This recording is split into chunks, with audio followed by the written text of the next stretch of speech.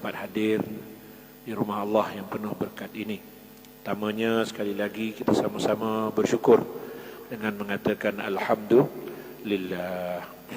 Segala puji bagi Allah yang telah Tuhan memberi kita kenikmatan, peluang dan ruang, kuasa dan kemampuan, kodrat dan ada iradat kita untuk datang ke rumah Allah. Dan insya-Allah kita tergolong dalam golongan hamba-hambanya yang merebut peluang kebahagiaan di dunia dan akhirat. Jadi tuan-tuan dan puan sekalian, kehadiran tuan-tuan dan puan sekalian memang Nabi galakkan, Nabi suruh tuan-tuan dan puan sekalian ambil peluang. Kalau kita tak ambil peluang ni, maka kita akan disibukkan dengan benda lain. Imam Syafi'i ada mengatakan, jalastu az-zuhada wal ubad. Aku pernah duduk bersama dengan ubad, orang yang rajin ibadah. Yang kedua, orang yang zuhad. Zuhad ni tak ada kesan kat dunia bagi dia. Zuhad dipanggil zahid.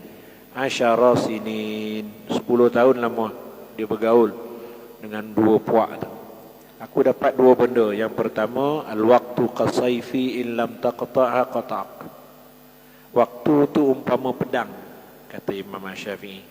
Kalau tak cantas dia, mana kalau tak ambil, tak rebut, tak ambil peluang yang ada pada masa yang diberikan, dia akan cantas engkau. Mana dia akan bunuh engkau. Tahun 2022 dah berlalu. Boleh tak kita patah balik untuk 1 detik? Dapat dah. Dia dah pergi, tetap pergi. Berapa rakaat kita sembahyang sunat dalam 2022 tu, tak dapat nak ulang lagi dah. Dia akan berlalu macam tu sampai hari kiamat. Itu maksud. Kalau buat, maknanya kita potong dia. Kalau tak buat kebaikan, ganjaran di sisi Allah dalam pahala besok, itu tanda apa? Dia cantas kita. Itu yang Imam Syafi'i dapat. Yang kedua, apa dia kata? Al-waqtu illam tashghilha. Waktu itu kalau kau tak sibukkan dia. Dapat waktu tapi tak sibukkan dia. Hidup waktu tapi tak sibukkan dia bil haq, dengan benda yang benar. Benda yang benar apa yang Allah suruh, yang kita buat masa itu dapat bawa masuk dalam kubur. Dapat membantu kita padang mahsyar. Dapat memisahkan kita besok di padang mahsyar, ashabul yamin dengan ashabul shimal. Tuan-tuan jangan bermain tuan-tuan. Benda tu bukan benda kecil. Benda tu benda besar. Itu yang keluar Al-Quran, amma yatasaalun 'anil naba'il azim. Mereka berbantah-bantah tentang berita yang besar, berita yang hebat, berita yang besar di sisi Allah ialah tentang hari kiamat. Tuan-tuan. Syagalatka bil ma'siyah ataupun bil batil. Kalau kita tak sibukkan ada masa ni, maghrib isyak ni, kalau tak sibukkan dengan benda Quran, zikir, tasbih dan sebagainya, maka akan disibukkan oleh benda yang batil ataupun benda maksiat. Apa dia? TikTok.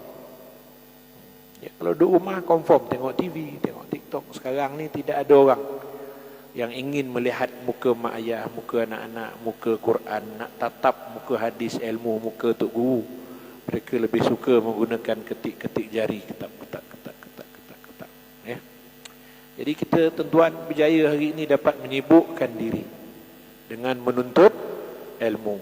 Nabi suruh, ada hadis Nabi SAW, man ghada ila masjidin, siapa yang keluar berjalan pergi ke masjid umum, bukan masjid itu masjid mana, tak, asalkan masjid tempat sujud, surau, ada majlis ilmu, dia pergi situ, la yuridu illa khairan, dia pergi itu tak ada niat lain, nak mendapatkan kebaikan, khair. Apa dia khair? Khair ini tuan-tuan dan puan sekalian amalan yang baiklah. Illa an yata'allama al-khair, melainkan dia pergi ni untuk belajar kebaikan. Kebaikan dunia, kebaikan akhirat, tak kira lah. Pergi kat mana? Masjid. Au liyu'allimahu, atau niat yang kedua untuk mengajar. Pergi untuk belajar ataupun niat untuk mengajar. Mana ustaz? Mengajar kejap dekat masjid Palung 9. Ada niat tak tu? Ada. Niat dia kerana Allah. Ya, mengajar, nak menyampaikan apa yang patut, ya, apa yang saya tahu ataupun tuan-tuan guru lain tahu, yang tuan-tuan pula datang mungkin dah tahu apa yang ustaz nak bagi tahu, tetapi nak dapat kelebihan hadis yang Nabi sebut ini apa kata Nabi? Kana lahu ajrun, baginya ada ganjaran, hajjin, ya, tamatin, ya, baginya ada ganjaran seperti haji yang sempurna, ya, tamatin hajatuhu,